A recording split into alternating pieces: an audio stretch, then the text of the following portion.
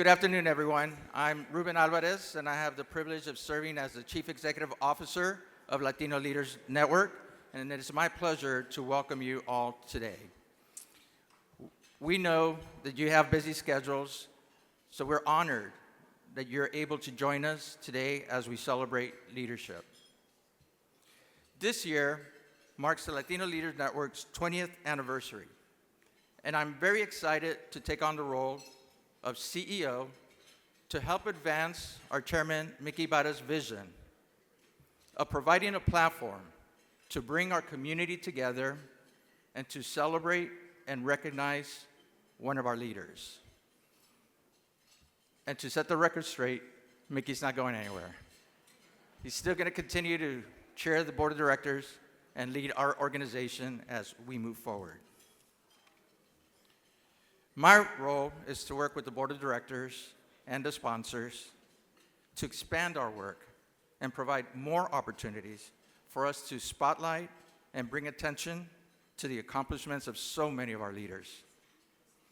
For those of you unfamiliar with Latino Leaders Network, our mission is to honor leaders who have demonstrated a strong record of impact and influence on the lives of Latinos living in the United States, and to provide them an opportunity to share their personal stories, their challenges, their achievements, and successes. For over 20 years, as chairman of the Latino Leaders Network, Mickey Ibarra has been bringing our leaders together to strengthen relationships and to build unity. And today is no exception. We have a great program for you today. And to get it started, it's my pleasure to introduce the founder and chairman of Latino Leaders Network, the Honorable Mickey Ibarra.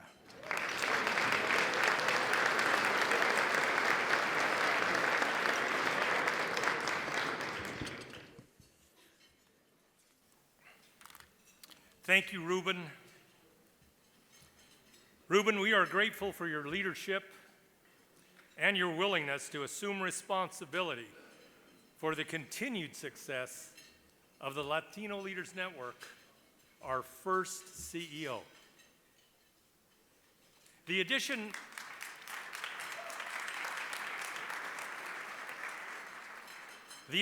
of Ruben and his team at the Malera Alvarez in Phoenix will expand both our leadership and staff capacity. Organizing at its best, after all, is about addition and multiplication. As founder and chairman of the Latino Leaders Network, it is a pleasure to host this event concluding our 20th anniversary celebration of bringing leaders together. Look at this, bringing leaders together. Since 2004, we have convened 73 luncheon events, 40 mayor events, and 8 cafecito events, honoring a total of 143 leaders in 34 cities across the country.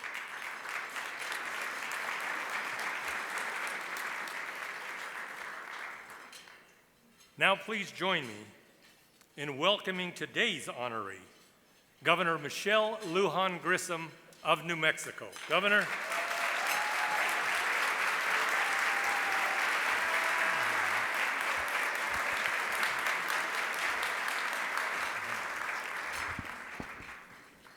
Thank you. Before continuing,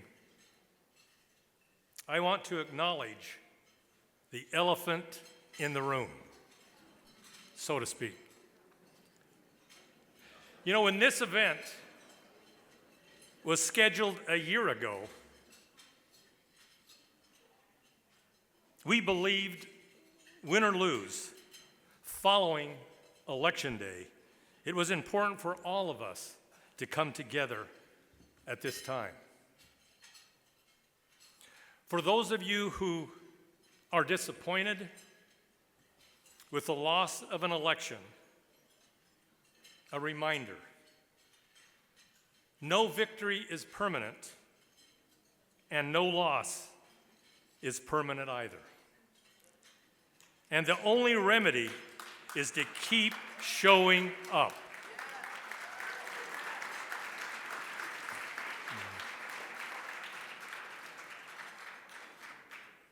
Well, I can think of no reason, not a single reason, why our Latino community should be satisfied. I can think of many reasons why it's important for us to stop long enough to celebrate our progress. And that's what we are here to do today, to celebrate our progress, the leadership of Governor Michelle Lujan Grisham, and to provide her an opportunity to share her wisdom today.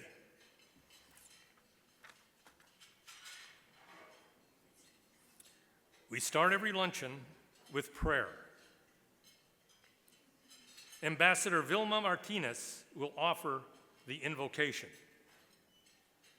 Vilma served as the United States Ambassador to Argentina for President Obama from 2009 to 2013, the first woman U.S. Ambassador to Argentina.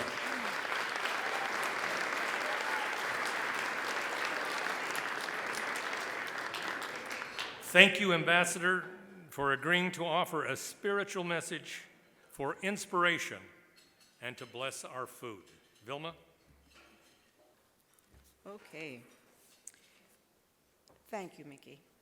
In 2004, Mickey Ibarra founded this organization to convene groups of influential Latinos from the business, nonprofit, and government sectors. It is inspiring to see how the Latino Leaders Network has thrived over the last 20 years. So thank you, Mickey, for your vision.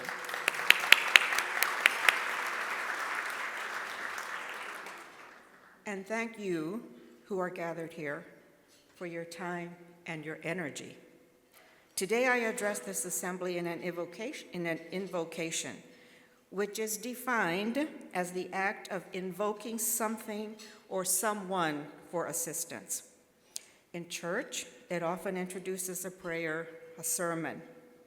The word comes from the Latin invocare, to call upon, make an appeal, request an action.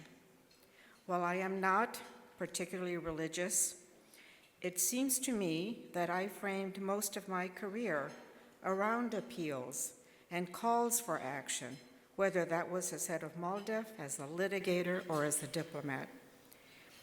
It also seems to me that invoking is precisely what the Latino Leaders Network and Mickey Ibarra have done for these 20 years.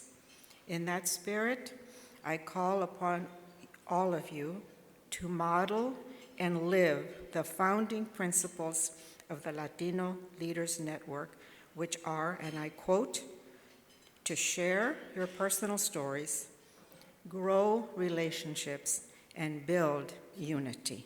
Thank you very much. As Vilma mentioned, the mission of the Latino Leaders Network is actually quite simple, yet difficult to achieve, bringing leaders together.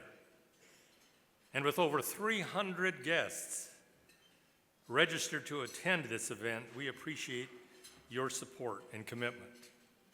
And while every guest in this room, I sincerely believe that, or she wouldn't be here, every guest in this room is worthy of recognition, there are several that I want to mention from the podium, including our board of directors who have joined us.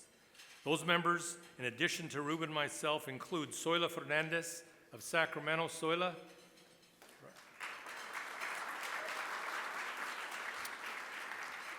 Rudy Becerra of Atlanta. Rudy.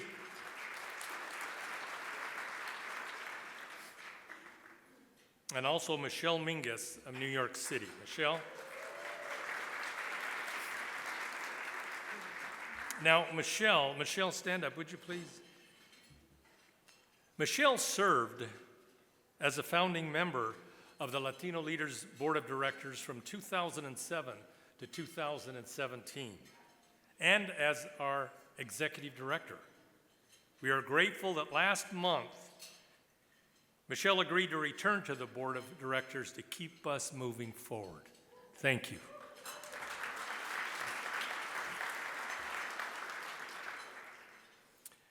We are also joined today by 10 of our past honorees.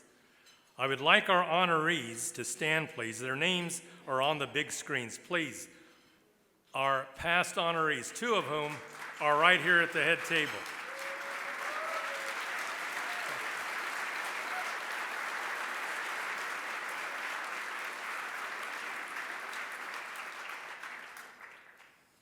I want to thank the 41st mayor of Los Angeles, Antonio Villaraigosa, who is among our past honorees.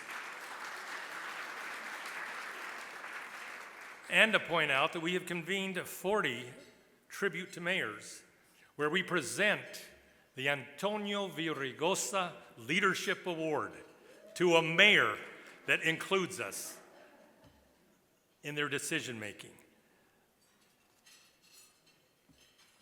So Mayor Villaraigosa, thank you for joining us once again.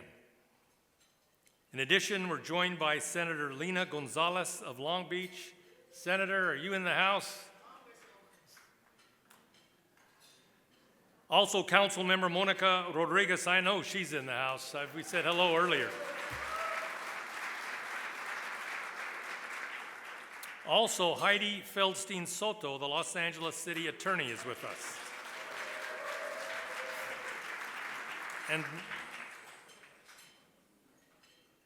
And we're so pleased. Elections. We are joined by Nathan Hockman, the Los Angeles District Attorney-elect.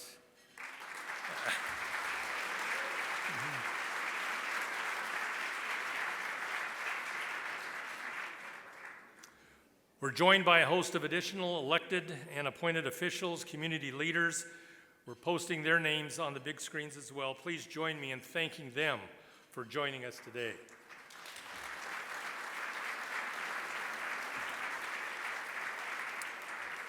Finally, thanks to Lou Moret, our member sponsor here at the California Club. Now, we gave Lou an excused absence today. He and his wife, Kathy, are enjoying a month-long celebration vacation of his 80th birthday in Europe.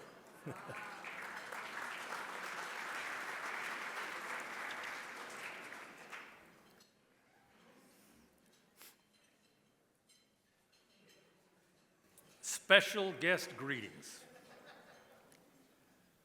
Supervisor Hilda Solis, recipient of our Eagle Leadership Award in Washington, D.C. as Secretary of Labor,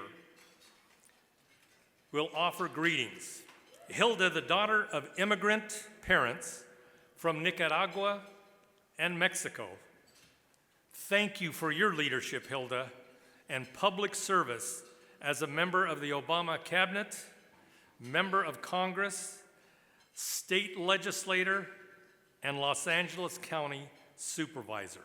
Please join me in welcoming the Honorable Hilda Solis for greetings. Wonderful to have you here. Wow. Thank you, Mickey. I won't tell you how long I've known him, but it was, I think, long before I was in the state legislature. But I want to thank you and commend you. And to everyone, buenas tardes. It's good to see everybody. I haven't been here in a while, but it's good to see all the powerful individuals that are here that represent not only the County of Los Angeles and the city, our mayor, but also our honoree, the Honorable Governor Michelle Lujan Grisham. Welcome to Los Angeles. Thank you so much for gracing us. She and I knew each other when she was a congresswoman, but I met her on several occasions back in New Mexico when I was a congresswoman and was part of the, I think, whip team at that time under Pelosi. And we were out recruiting candidates, and I remember meeting her often, along with some very powerful Latina women in New Mexico. So I know that you work so hard. We're so proud of you, and especially serving as the caucus, Latina Hispanic caucus well, Latina, one of the few Latinas that has served in that capacity, and we congratulate you for that.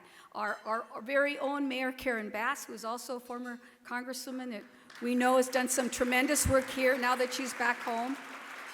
We have several elected officials, Sandra Armenta, City Council Member, City of Rosemead, Jorge Chavez, Council Member from Bell Gardens, Claudia Formenta, Councilwoman, City of Downey, Damian Lara, Assessor, Bernalillo County, New Mexico, and Victoria Martinez, Council Member for the City of El Monte, and Anne Marie Quintana, Councilwoman, City of Bell, Ed Reese, City Council Member of Claremont, and Monica Rodriguez, who's been introduced, representing Los Angeles City Council, 7th District, Victor Sanchez, Council Member, Bellflower, and also Mario Trujillo, Mayor in the City of Downey. Just a few of the Latino elected officials that are here, and former members, as well as our own city attorney here, Heidi Feinstein, also who's here with us today. Want to say thank you to everyone and welcome everyone here, not only to the city of Los Angeles, but to the county of Los Angeles. You're sitting in the 1st District, believe it or not, and we represent 2 million people, collectively 10 million individually. And if you have taken notice lately, there was a measure on the ballot that now will extend the number of seats at the County Board of Supervisors, and it will go from 5 to 9. There will be 4 new additional seats. And I think that bodes well for our county because we are looking to see more diversity and representation, something that I learned early on from some of the leaders that are sitting in this room and those that I have looked up to as my mentors, who have always said representation is what counts. So I want to thank all the voters of Los Angeles for assisting us with that. I just want to give you a little history about the County of Los Angeles. Our budget is about $49 billion, and we represent well over 117,000 employees, if you could imagine. We provide the safety net here for our most vulnerable residents and maintain our thriving park system. We provide our fire department, libraries, parks. We do so many things, infrastructure, road management, building hospitals, and libraries. And I think we have premier employees that work for us in the County of Los Angeles. I know that one thing that is very important for many of us to think about is how Latinos are faring in the County of Los Angeles. And I would say to you that we need to do more. In spite of what we just saw happening in the elections, we know that we have to, the way I say it is buckle down, be resilient, and be ready to fight y darles ganas. Ganas to do right for our communities and our residents. And make sure that we increase workforce opportunities, training, including making sure that we provide assistance to our small entrepreneurs. And I will continue to underscore that the fastest growing number of entrepreneurs happen to be Latinas. So we need to pay attention to that and make sure that we provide as much assistance as we can. As we move into this year, I want to say that there's a lot that's going to be on our plate. And some of us have been around long enough to see how we're going to deal with these challenges and opportunities. And I want to say opportunities because it wasn't too long ago that, some 15 years ago, that I served as Secretary of Labor, the first Latina from the San Gabriel Valley. I didn't go to a prep school. I went to a state school. And I pretty much got my education through the assistance of the Pell Grants and student loans and work study. That's how I got through college. But I was very fortunate to have a lot of mentors. And they were not all Latinos. They weren't all women. They were of different races and background. But they saw an opportunity to help influence someone who had a thirst and a hunger to do right by her community, whatever that was. And believe me, it was not thinking about serving as a Secretary of Labor or being a member of Congress. Because my inspiration was, if you want to make government work, then you get inside of it and you work as a public administrator. For me, that was my trajectory. And now I know that there's so many more opportunities for our entire country and for so many young Latinos that they continue to dream, not just the DACA dreamers, but everyone. and for the future generations that we represent. And I salute you, Mickey Ibarra, for all that you've done, and the board for helping to elevate our presence, not just here today in Los Angeles, but around the country, as you have always done with so much grace. Thank you for having us, and again, to our governor, muchísimas gracias for being here again. Thank you. God bless you.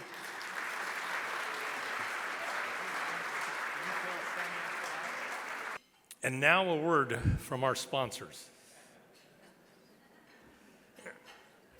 The Latino Leaders Luncheon Series is made possible because of the generous support of good corporate partners. And we have an outstanding group of sponsors to thank today, both national and local. First, Chevron. Chevron is our premier sponsor for the 2024 Latino Leaders Luncheon Series that we held earlier this year in Albuquerque and Chicago, and today in Los Angeles.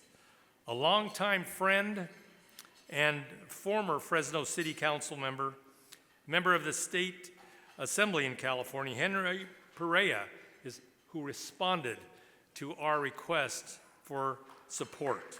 Thank you, Henry.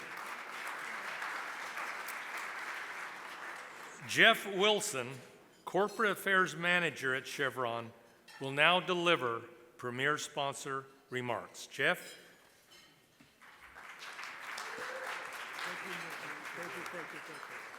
Okay, I am not Henry. Henry is younger, much taller, much better looking, and has a full head of hair. How is that? Mickey, thank you so much. To you, to Ruben, to the board.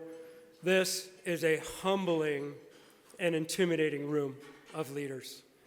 And it's equally humbling for Chevron that we're now in our second year in Los Angeles with this partnership. And I know I joined the supervisor and our fabulous mayor in welcoming you to Los Angeles. Mayor, I'm not going to give a Dodger shout out. I'm going to potentially save that to you. Okay. But we do, Mickey, want to thank you for this opportunity, and we certainly want to celebrate and congratulate our governor guests from the great state of New Mexico, my fabulous friend, Maria Salinas, where Chevron is a founding member of the Los Angeles Chamber.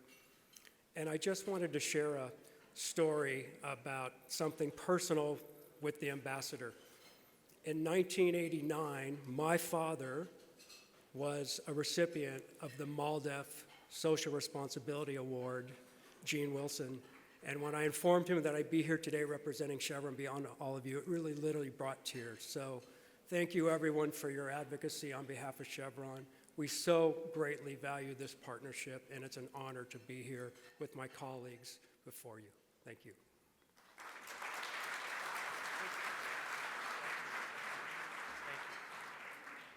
Thank you, Jeff. We also want to thank Angie Garcia Lathrop with Bank of America in Washington for embracing the opportunity to support once again our Latino Leaders Luncheon Series at the co-sponsor level, both in Albuquerque and Los Angeles this year. Please welcome Ray Vasquez of Bank of America, Business Banking Marketing Executive, who will offer co-sponsor remarks. Ray?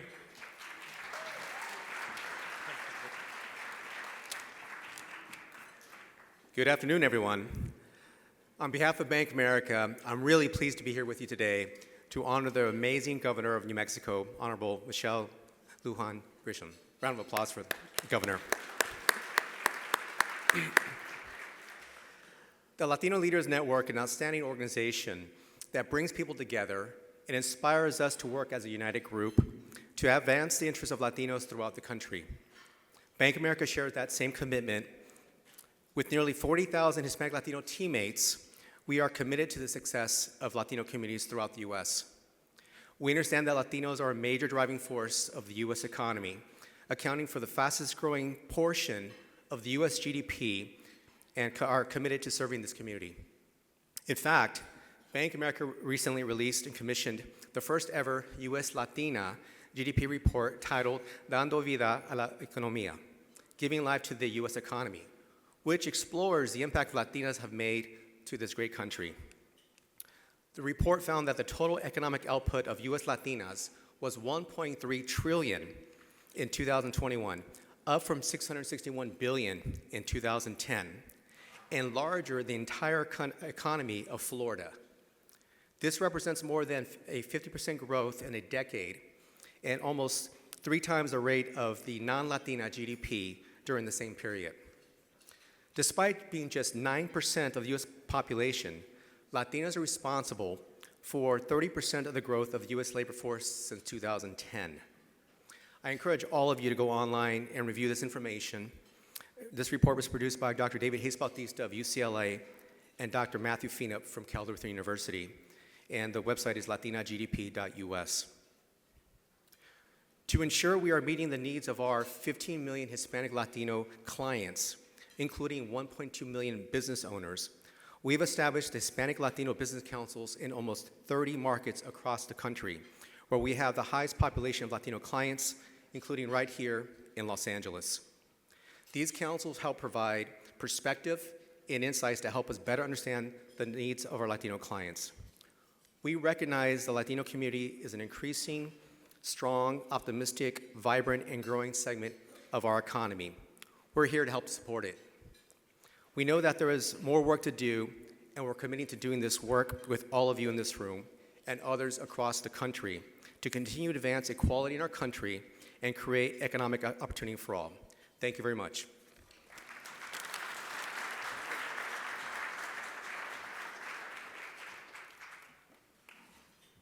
Well done, Ray. Thank you. We want to recognize Southwest Airlines, the official airline of the Latino Leaders Network. Thanks to Southwest.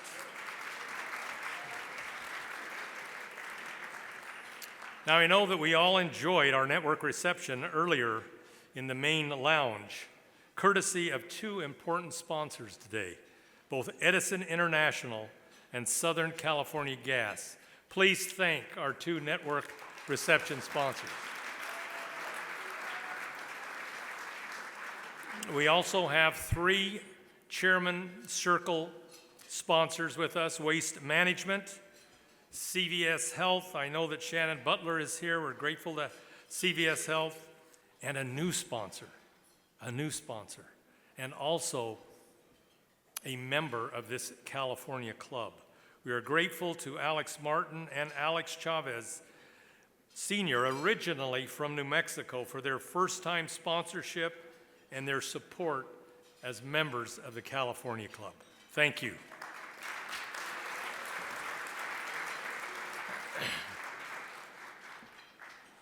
Every guest has been provided a complimentary signed copy of our book, Latino Leaders Speak.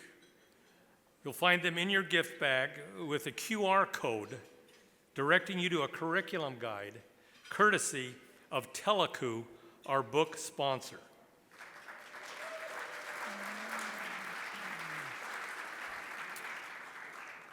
That little book is now in its 3rd printing.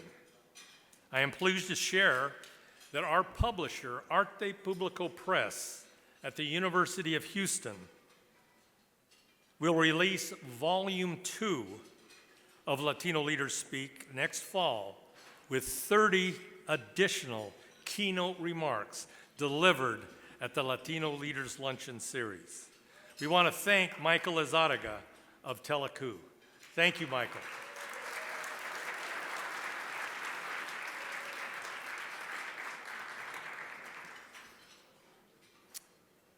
And with Michael's permission, I want to share that our friend and leader, David Lizarraga, founder of Teleku, needs our prayers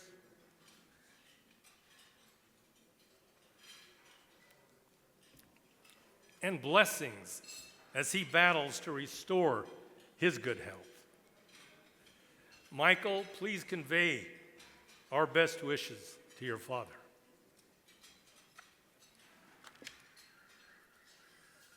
Finally, we have set an all-time Los Angeles record for VIP table sponsors.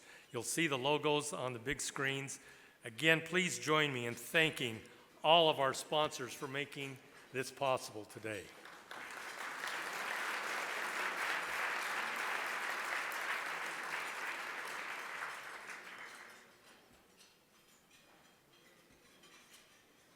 At every luncheon event, we provide an opportunity for a community partner to share their good work. We are delighted to be joined today by the Los Angeles Area Chamber of Commerce, a premier nonprofit organization led by our own Maria Salinas, President and CEO.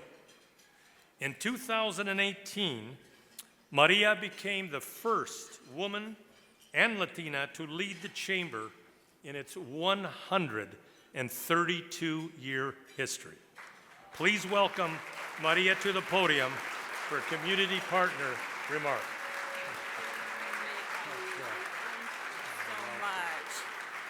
Thank you, Mickey, so much for that introduction. And it is just such a pleasure to be here and to really be here among familia. I know all of you, I don't know all of you, but all of you represent this beautiful community that we call the Latino community here in Los Angeles. You're all incredible leaders, partners with me at the chamber, with many of our chamber board members are here. So I just want to extend my own personal welcome and thank you to Mickey Ibarra for having the LA Chamber here. Thank you, Mickey, for that invitation. For you to call the Los Angeles Area Chamber a community partner is really an incredible honor. Coming into this role, making sure that the LA Area Chamber was for all of Los Angeles, that represented every aspect of Los Angeles. Not only our business and industry sectors, but our community was so important to me. So thank you for recognizing us as a community partner here. You highlight a vast array of leadership across the nation and at the local level. You give Latinos a platform to be seen and to be visible. I want to applaud you for that commitment, to you and the Latino Leaders Network for showing that vast community that we have here, we have rising stars and they're all in this room. Give yourselves a round of applause.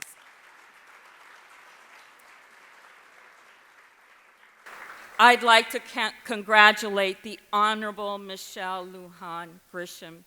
What a pleasure it has been to see you a force in the political world and to get to see what you have done in your beloved state of New Mexico.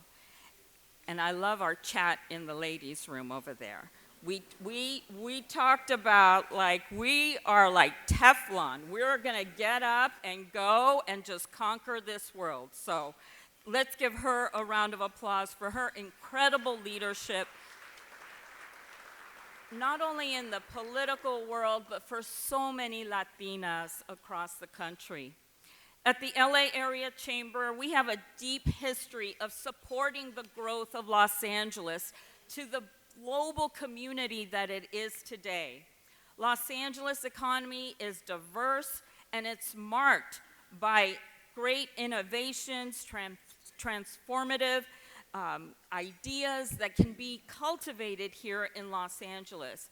And few cities have captured that innovation as intensely as Los Angeles has. We understand the Los Angeles economy and the diversity that fuels it, that it's driven by Latino entrepreneurs that was mentioned earlier, one of the largest and growing segments here of our economy. And what was mentioned earlier about Latinas being the fastest group to start businesses than any other group. And it is amazing, thank you to Bank of America for highlighting that and creating the data that is important for the rest of us to make sure that we are providing the support to those small businesses, the Latino-owned businesses, Latina-owned businesses. Because I have to tell you, many of the rooms that I walk into, we know that we still need support for the services and the capital and the support that many of these small businesses need. This is an important economy here in Los Angeles, and we need to make sure that it continues to grow and that it's supported by all of us. For the LA Chamber, we have taken another pivot. The Chamber is always evolving and looking towards the future. And for us, one of the things that is happening here, you all know this, 2028, we are hosting the Olympic and the Paralympic Games. Yes, let's get all excited about that. But it's not just those games. 2026, we will be hosting the World Cup. There's a Super Bowl in there. And for all you sports fans, know that your chamber is working on all these global events to making sure that we have a seat at the table, that that economy that is growing, that we can all participate in that economy and ensure that Los Angeles shines. I know that with the work of Mayor Bass and what's being done at the City Council, that we can all come together. All of us should be participating in that effort to make sure that Los Angeles is absolutely shining on that global stage. So it is a pleasure for us at the LA Chamber to lean into this space. We launched Get in the Game, an initiative for our small businesses. We're working on Vision 2028 to ensure that we can help transform Los Angeles. And we want to live up to our vision, which is a thriving region for all. Thank you very much. Where is Andrea Ambra seated? Andrea, please stand up. Maria, Salinas just mentioned a very important event that has been awarded to Los Angeles, the 2028 Summer Olympic Games. And I couldn't be more proud of a member of our leadership family in Andrea Ambres, who is the director of the Exposition Park, California, a big footprint, very important to the preparations for hosting the games. Andrea, thank you.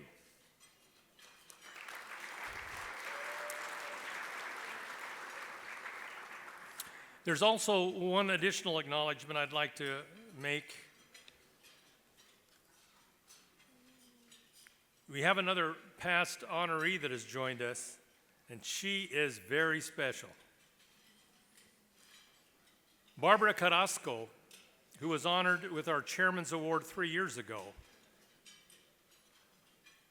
is the muralist responsible for the Los Angeles history, A Mexican Perspective. She has joined us. Barbara, please stand.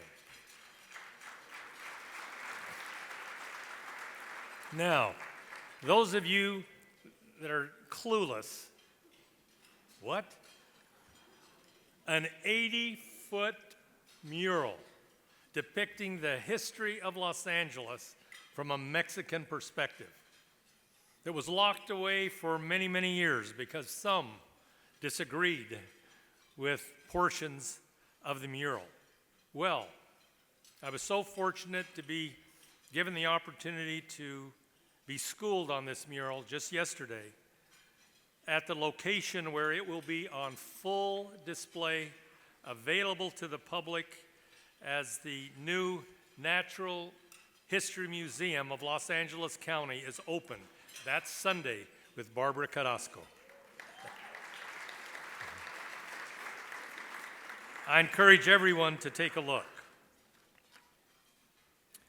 And now for the Eagle Leadership Award.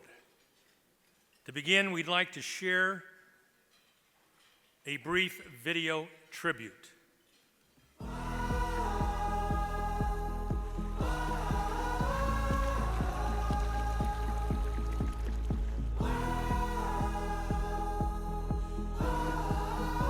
Michelle Lujan Grisham's roots in New Mexico run deep. Her ancestors, the Lujans and the Romeros, have lived there for 12 generations. Her grandfather, Justice David Eugene Lujan, was the first Hispanic Supreme Court justice in the United States. Her father, Llewellyn Eugene Buddy Lujan, was the first dentist in New Mexico to provide care for differently able children. Buddy provided a full range of dental services to New Mexico families, irrespective of their ability to pay, until his death at age 83. Her sister, Kimberly, was diagnosed with a malignant brain tumor at age 2 and became uninsurable at age 3. Unwilling to give up despite the odds, her mother became an advocate for children with disabilities across New Mexico and the nation. Her family was always focused on standing up for people who needed help. Michelle Lujan Grisham took that legacy to heart, and she built her own. She fought for nursing home reform at the Department of Aging. She then served as Secretary of Health as a single mom after losing her husband to an aneurysm and being widowed at 43. At the New Mexico Department of Health, she worked to make care accessible to everyone who needed it. In Congress, she took on big institutions from the VA to the Social Security Administration to make sure veterans and seniors were treated with respect. When New Mexico elected her governor, first female Hispanic Democrat to serve as governor of New Mexico, she took on a state that had grappled with deep-rooted poverty and started to remove barriers to progress in a state with unlimited potential. And she went to work. The hardest working person I know is my wife. She lived through tough times and was there for her daughters. Over the last 6 years, she's transformed New Mexico into a hub for advanced manufacturing and clean energy industries. She's delivered more affordable and accessible health care across the state and made early childhood education a constitutional right. We will protect the future of our earliest learners forever in this state. With thousands of families now qualifying for free child care. Before she leaves office, Governor Lujan Grisham intends to achieve universal free child care in New Mexico. Today, New Mexico's focus on clean energy, sustainability, and the environment is a model for the nation. During her administration, New Mexico has added more than 110,000 jobs.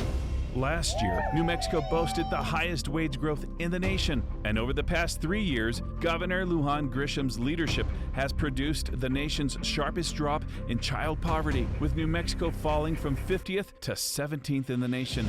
And under the governor's leadership, the state has reversed decades-old abortion bans and championed women's freedoms. This administration has always stood for and will continue to fight for the people we represent, every last one. In times of division, she's always been focused on what we can do together. She was raised to see New Mexico as a place of endless possibilities and enormous potential. And she's worked to unleash that potential to achieve real and lasting progress.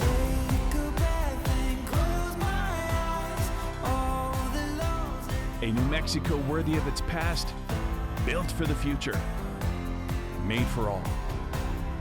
And she's not done yet. It's time, once again, to get back to work. Viva Nuevo Mexico.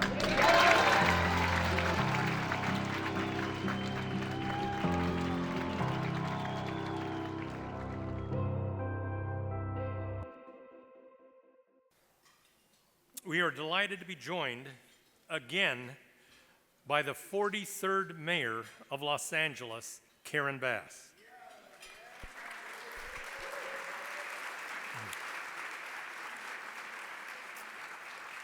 The first woman and second African American to be elected mayor. Mayor Bass is, of course, a former Speaker of the California Assembly, making her the first woman to lead a state legislative body in the history of the United States.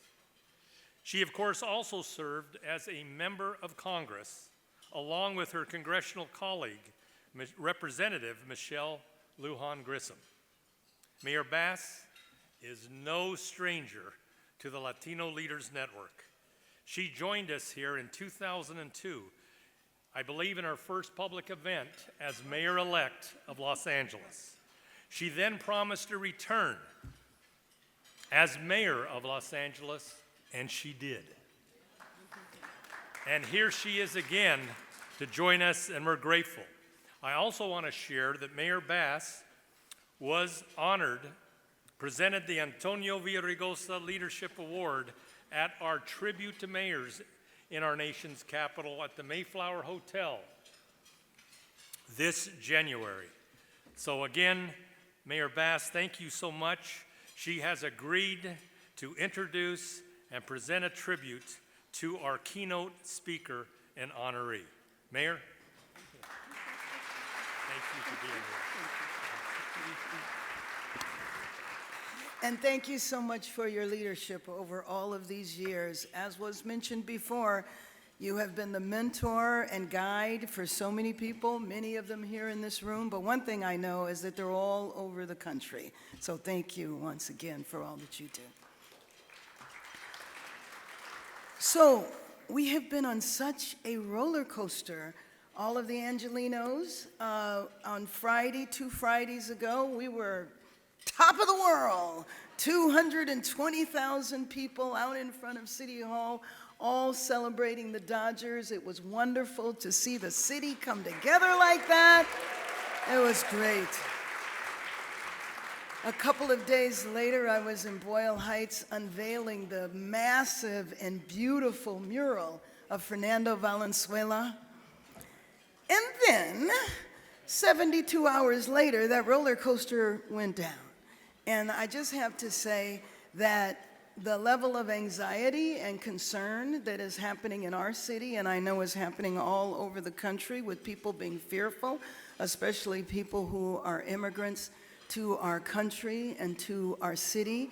And it is the time for us, though, when we go through these periods, and those of us that have been around for a while, like Mr. Mayor, it was an honor to get an award after you, named after you, that's sitting prominently in my office, even with your picture on it.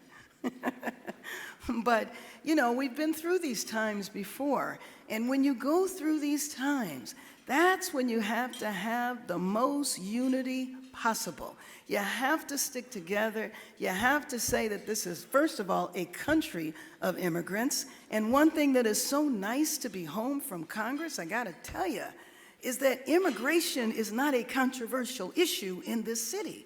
We understand who we are and what we are. And I just have to tell you that it doesn't matter what the policies are. When the words are said in the way that they're said, the fear and the anxiety and the terror that it creates begins immediately. It's not about passing a bill. And that's where we are in our country right now. That's where we are in our city, which is why next week you will see, working along with our city attorney, Heidi Feldstein Soto. I called her last week. We are working together and got the sanctuary cities ordinance that will be voted on in City Council next week. We know how to stick together because that is our roots. And stick together we shall. We won't let the things happen that have been of threat. It is wonderful to be here with my sister Hilda Solis on the County Board of Supervisors. And although we didn't serve together in Congress, I did have the honor and opportunity to see you as Madam Secretary, Secretary of Labor, and then to now work with you lockstep on the Board of Supervisors as we address another problem that brings us together, which is homelessness. And we know that the unhoused people on the street, 74% are Latino and African American. So we always have to look for those concrete opportunities to work together to deliver change. And Maria Salinas, your leadership of the chamber is unprecedented, and it has been wonderful to work with you and the business community. As you sit next to my mentor, former mayor, who makes sure I stay on the straight and narrow. Well, let me just say, Mickey, thank you so much for the honor of introducing Governor Michelle Lujan Grisham. That video was a beautiful video to the work that you've done, but I will say there was nothing on that video that surprised me. I knew, even though I was mad at you when you left Congress, I knew that you would go to New Mexico and lead the way you did.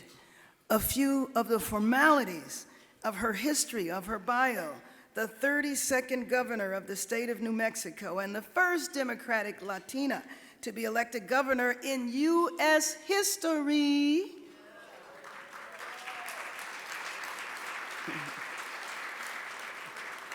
As governor, she has implemented a series of evidence-based policies aimed at transforming New Mexico's public education system, expanding the state's economy to include more high-quality employment opportunities, and all of the accomplishment that we saw on the video. Michelle was elected to the House in 2013, and as a member of Congress, she worked aggressively to support local tribes, equal pay for women, public schools, public lands, and veterans' health care. In 2016, she became the chair of the Congressional Hispanic Caucus. She became a vocal national leader in the battle against terrible anti-immigrant policies during the first 2 years of Trump's term. I will tell you that I said a second ago that I was mad at her. I was mad at her because she was such a great friend. And one thing about being in Congress, you really kind of all live together because everybody's from out of town. And you live and you work there, and over the years, you become lifelong friends. And so a lot of us were upset because Michelle was such a bright light in Congress. Anybody that knows her, and I know her high school friend is here, and I asked her, I said, was she like that in high school? Because Michelle is always making you laugh, always cracking a joke. And you know what? In tough times, you need that. And we went through tough times, whether we were doing votes at midnight or 1 or 2 in the morning, and she was there cracking everybody up. And everybody turned around and say, Michelle, come on, it's midnight. We don't need that. But the spirit and the joy in which you go about life and you go about work and you transmit that to anybody and everybody that is around you, I know is a key to your success. So I was very excited when you ran for re-election, and of course were elected. Who would dare run against a record like that? Everyone. We were all so proud, though, to see one of our sisters leave Congress and move to become the governor. So will you join me in welcoming my friend, the governor of the state of New Mexico, Michelle Lujan Grisham.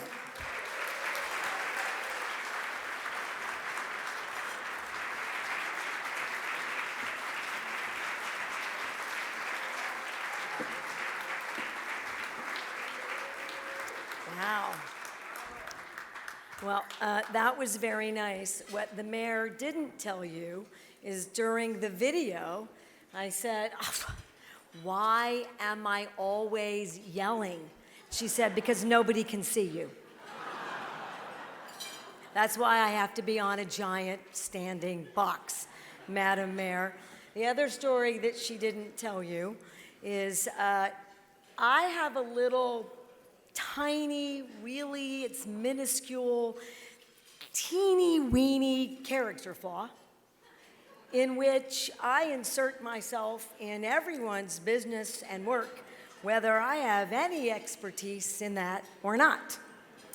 And when you're one of 435 members in Congress, you know, and you sort of go through those incremental stages, I realized as an older person in Congress, I would be dead before I ever got to do anything for my constituents. So I kept inserting myself, and that can be uncomfortable.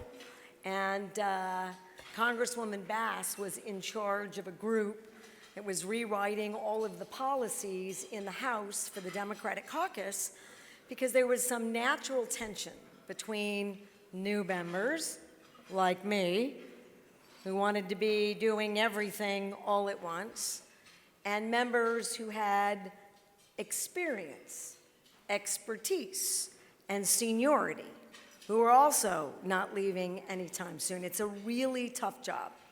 And so Congresswoman Bass, now Mayor Bass, was leading that, and I was in Leader Pelosi's doghouse. It's a very tiny little doghouse. There's only a one-way door. Once you're in, you cannot really get out. You kind of have to back out. You should also know I deserved it. And so I get appointed to basically be Congresswoman Karen Bass' assistant on this committee, and I don't want to be on the committee, and I don't want to be her assistant. And in the very first meeting, she says out loud to everyone, "What in God's name did you do?" Because your whole job is to just bring people refreshments at all of the meetings. I tell that story because it is how relationships start. It's by having a moment where everyone recognizes that it's hard and that you're going to have to learn the ropes, and to do that effectively, tell people who you are, tell them why you're motivated or not, and find the things that connect you, not the things that divide you, but the things that connect you. And so I want to do maybe 3 things in highlighting that story. 1, it feels very easy, and it's a strategy, frankly, the people in this room know better than anybody else, which is it's easy to divide people. We're all struggling, we're all fighting, we're all working to make a difference. You don't do these jobs unless that's in your DNA. And it is very easy to refocus our energies because it's an uphill climb with a backpack and a boulder, and it's raining, and there's a mudslide, and there are fires, and someone's throwing daggers at you. It's hard. And so you feel like, certainly I do, that if you don't just focus on that moment, you can't get through it, and it doesn't allow for you to build relationships and support systems so that we're doing it together. And when it gets really hard, as the mayor described, it gets even easier to be divided, to focus on the thing that you can do, but not to bother with the things that you can't. So that's number 2. We have to be united. You heard the mayor say that. You heard our leader, Mickey Ibarra, say that. Being united is the best strategy for complete and total success. It's infectious. People want to be part of a unified effort at making things better and about moving forward, 1,000%. So what we do today and tomorrow and every day is we stay united no matter our differences on a particular issue. And last, and I know this happens to you, and I'm going to thank the folks who are recognizing me today, I promise. How many of you raise your hands in a meeting or a promotion or a recognition or your participation in a recognition or an interview? They ask you, who motivated you? Where did your strength come from? And in all earnesty, I could never figure that out. Because I grew up in a house that didn't feel like it was like everybody else's house. And actually, I told the story last night to many of the board members. I worked for 3 different governors. I got appointed as the youngest cabinet secretary, I think then, and my chief of staff is here, Danny, so I don't know if that's still true. But I was the youngest cabinet member, and I was running aging. So that went over like a lead balloon for then Governor Bruce King. So you hired a teenager with 0 life experience to come in here and figure out services for older people. I thought that was a great idea. How hard can that be? Well, it's hard. And he spent the first 2 years trying to fire me because, frankly, I was terrible at that job. And I got asked this question all the time. And then I figured it out. And figuring it out was respect, dignity, and understanding that we all come from a very unique set of circumstances, even if there are similarities. All of us. And the second I recognize that for every older person in New Mexico, we're in, we're family, we're thick, we're tight. So when a new governor got there, that wasn't expected, because the governor I was working for was expected to have a second term, a Republican governor that you might all remember named Gary Johnson, who ran for president. And it was the end of the world. I'm looking right at my very good friend and colleague and one of my mentors, Mayor Marty Chavez, who I think had a lot to do with this award and certainly our successes in the state. He's never stopped working. He will always be the mayor and recognized as one of New Mexico's finest leaders in the state and around the country. My good friend, Marty Chavez. But it was sort of the end of this sort of democratic legacy and energy in a state that's a minority majority state and very democratic. And this cannot happen. How can this happen? Got a businessman that nobody knows that is now elected as governor. And of course, what happens when you get elected? All the people in government leave. And I was asked to leave, as you should. And seniors marched on the Capitol, thousands of them. They also broke the phone lines, which was my favorite. And so I got called, all right, I get called by the governor's chief of staff. So Dan, don't do this, it's a terrible idea. And they tell me to call them off. Call off those seniors. And I said, oh, sure. Do like a bat signal that tells everyone, if you're retired, it's got the last 4 digits of your social security number. Get the hell out of there. And I said, I don't tell them what to do. This is your mistake, and this is why they're mad. You didn't ask them what they want, and you didn't ask them what they are hoping you will do in this administration. So they're there without an invitation to let you know how they feel. Now, the downside of that story is be careful because you could get reappointed to that very same job, which is exactly what happened. And so I stayed for another 8 years, and then I thought I was finally going to get to go. And Bill Richardson actually fired me again. Marty, I think you might have been around for that. I hope you didn't help him do that. Maybe it was Luke Otero, but a bunch of these guys who are now here, I'm sure, told him, you got to get rid of her. She's a mess. True. And he did. And then the same situation occurred. And this time legislators, bipartisan, said, we have a relationship. This relationship matters. We want people that we have a relationship with so that we can agree to disagree on some issues, but agree to fight and work together for others. So I stayed. And the only way not to be an appointee for a really bossy, difficult personality like a governor was to run for office. And so that's what I did in 2007. And you learn more from losing an election than I think you do from winning it. And so what does that have to do with today? In those journeys and in those appointments and in those relationships and in recognizing who I am and where I come from, I have to describe it to these new consultants in my congressional race. And they write me an ad. And in this ad, I need to tell the story of being poor and disenfranchised. I have to lean into the fact that I'm a woman, pobrecita. I'm older, double pobrecita, vieja. And talk about how hard my upbringing was. In a family of Hispanics in a state that you heard has long-standing, hundreds of years of generational poverty and distress.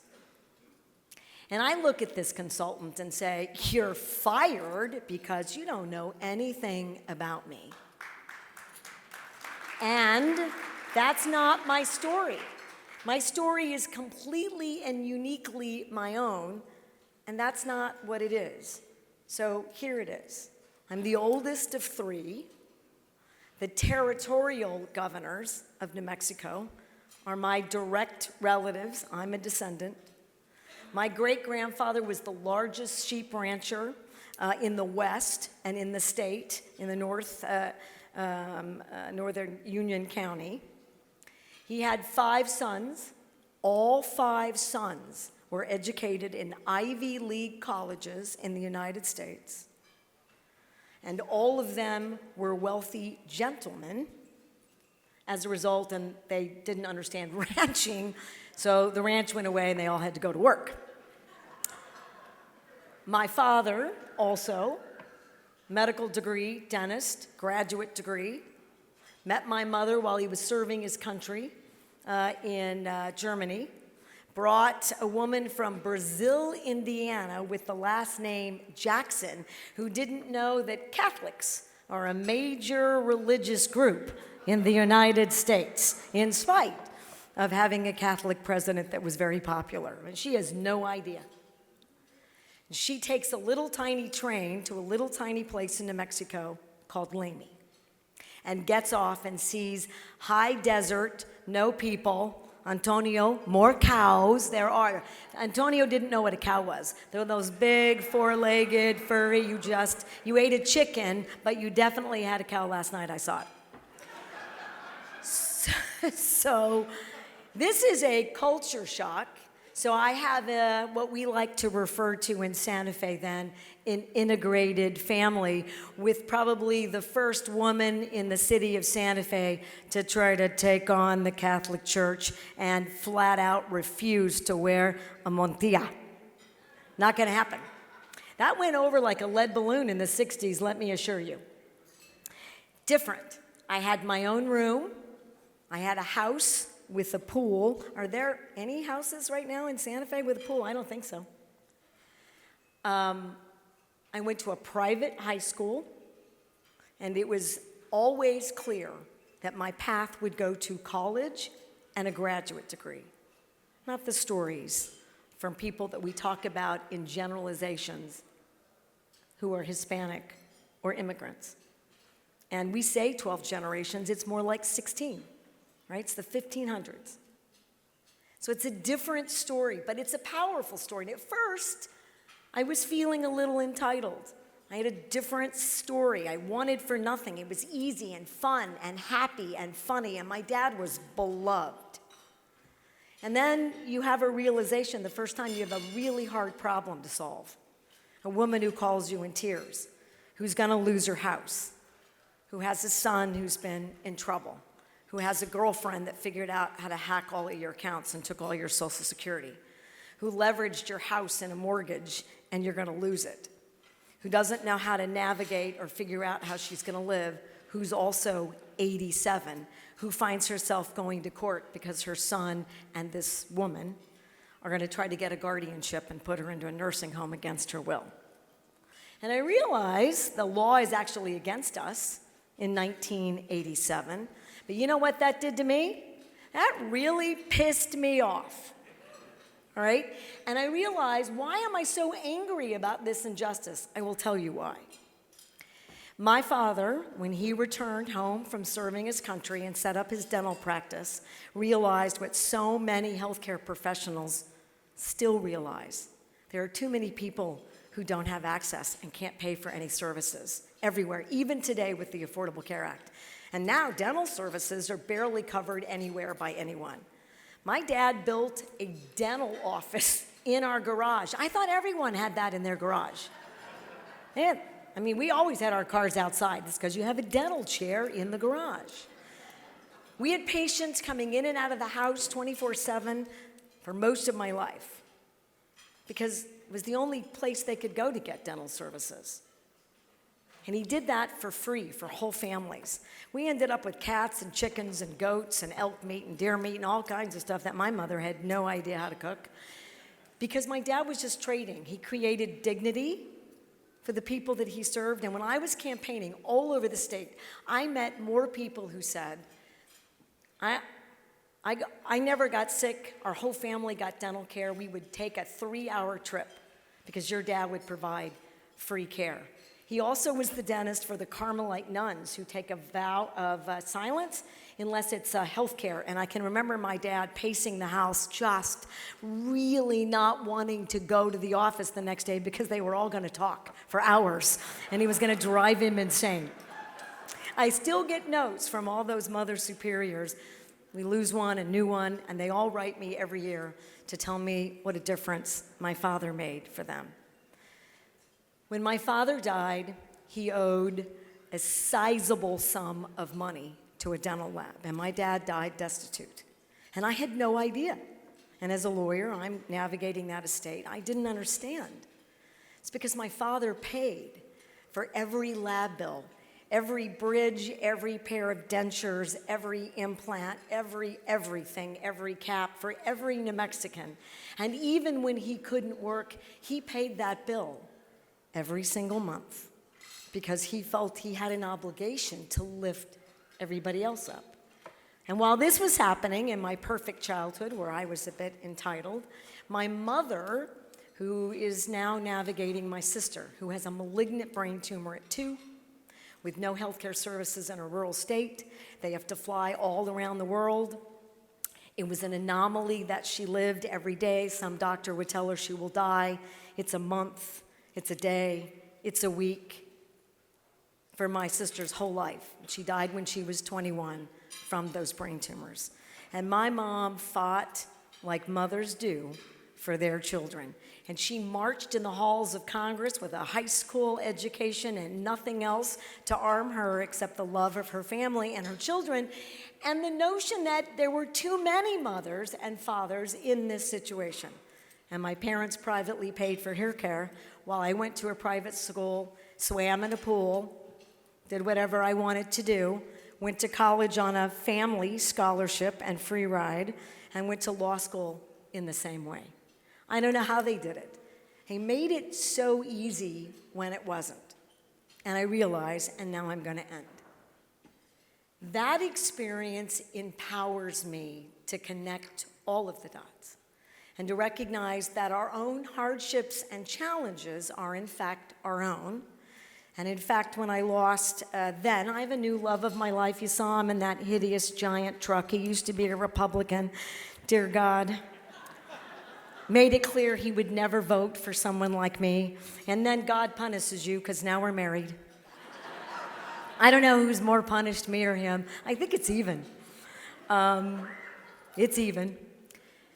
My gun-toting, ranching, knows all about cows, Antonio. I'm going to have him call you. Second love, but I lost my husband after 27 years. He went out for a run, and he just didn't come home. I lost the business he created. I've lost half my income, and now I'm that angry older person trying to figure out how I'm going to navigate my life without enough money to do it. They make you who you are, and now I promise I'm concluding. Why is any of that valid about how you're driven and what it is that makes you do what you do? Back to where I started. These relationships that you all have forged matter. My relationship with Marty Chavez, where we've been competitors and foes and on the opposite end of a number of issues. My relationship and respect for Mayor Chavez matters. And it makes a difference in the things that I can do. My high school best friend, who I took advantage of because she was really nice and she knew what being Catholic was, and had a car. As a sophomore in high school, how do you have a car? She's driving around. Nobody else even had a license. So I don't know. You cheated. You got a license when nobody could get a license. I don't understand that. But I was all about it. I was going to get a free ride every day until I was a senior in high school, and that's exactly what happened. We have stuck to each other, by each other, and she's my official date at this event, taking 2 days off to make sure that I never forget that the people who care about you aren't just the people that you're related to by blood. It's the people that you build a neighborhood and a community and a state with. And she has never stopped supporting me, no matter where I go or what I do, and right back at you, sister.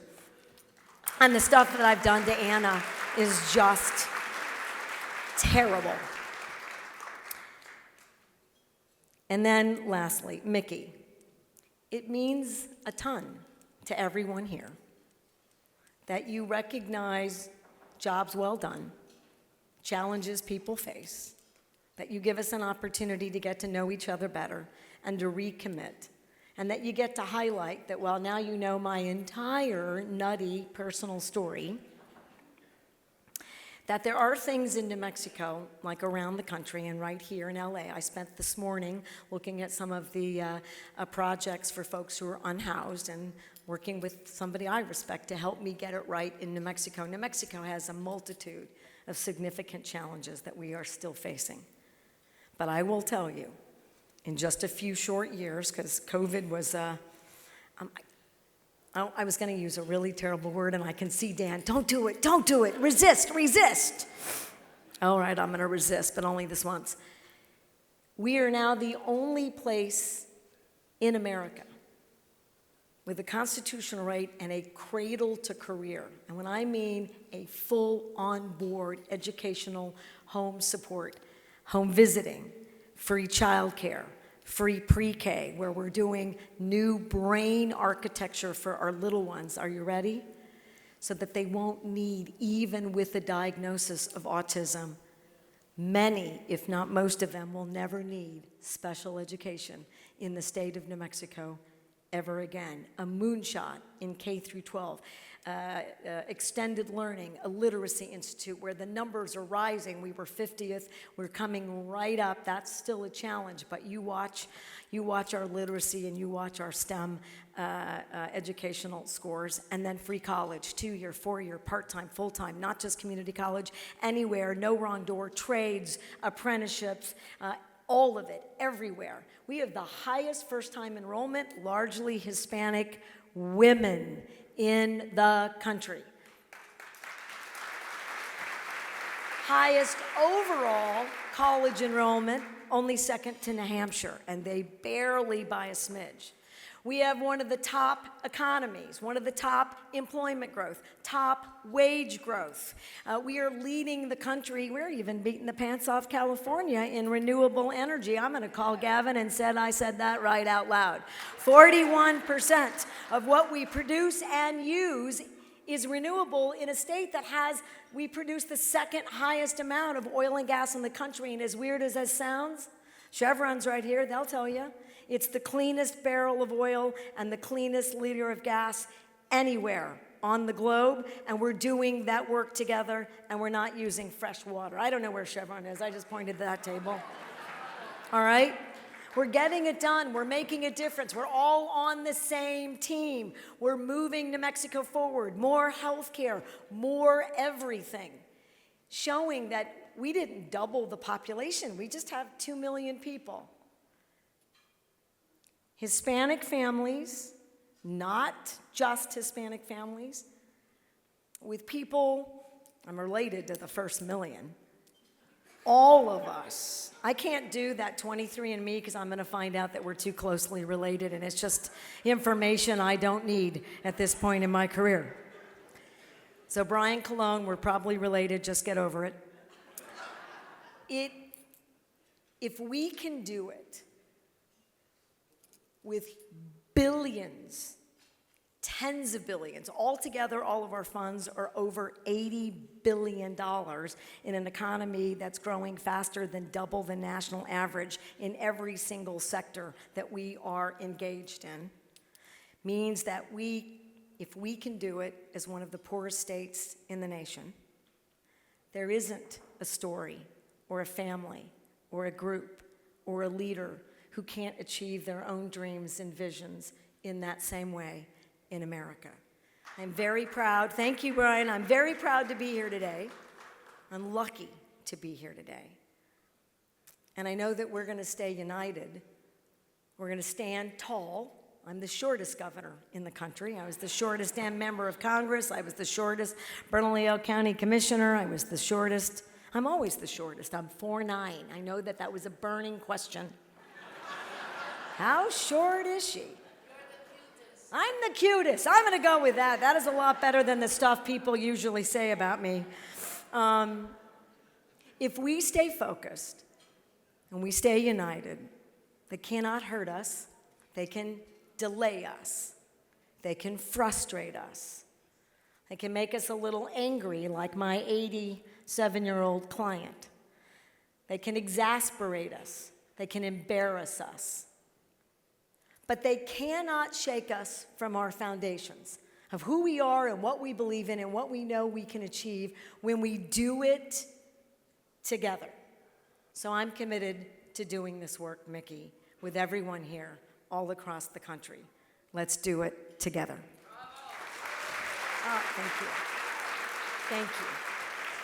Thank you.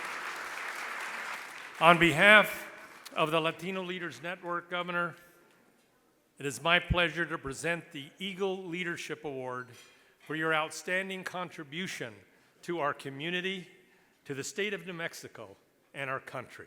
Thank you.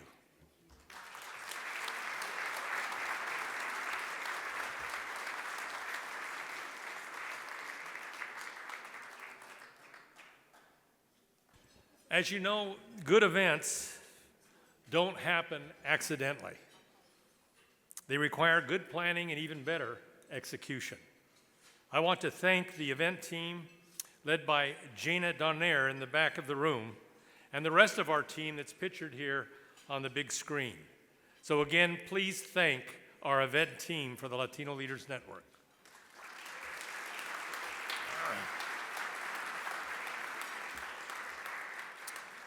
In addition, we have already released our 2025 calendar, celebrating the 21st year of bringing leaders together.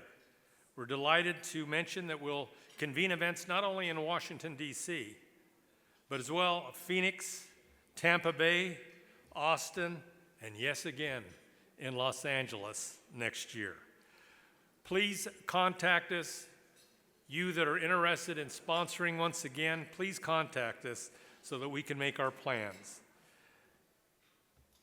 The very next event I do want to mention, and that will be January 17th. That's a Friday, TGIF, in our nation's capital, 3 days before the inauguration of the 47th President of the United States. We will come together at the Mayflower Hotel to convene the mayor's tribute and an inaugural unity dinner. If you are interested in joining us in Washington, please go to our website, LatinoLeadersNetwork.org, and let us know. You will be invited. This concludes the 73rd event of our series, another on-time conclusion to the event. Thank you.